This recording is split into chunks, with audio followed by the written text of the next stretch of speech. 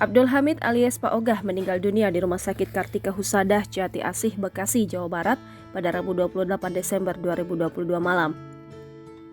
Jenazah pengisi suara Pak Ogah di serial Si Unyil itu dimakamkan di TPU Jatisari, Jati Asih, Kamis 29 Desember 2022 siang. Yuyun Widayanti, istri mendiang Abdul Hamid, mengatakan popularitas suaminya bermain di serial Si Unyil tidak membuat kondisi keuangan keluarganya membaik.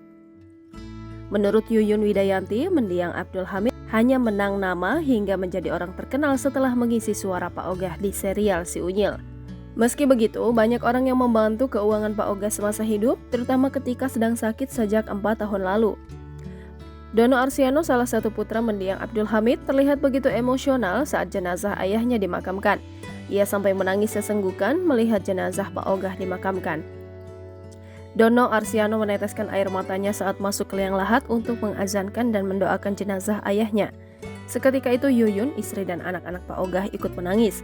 Pak Ogah meninggal dunia setelah 4 tahun berjuang melawan sakit komplikasinya. Pak Ogah diketahui mengidap sakit penyumbatan pembuluh darah di otak, batu ginjal dan empedu, hingga mengalami stroke di tubuh kanannya.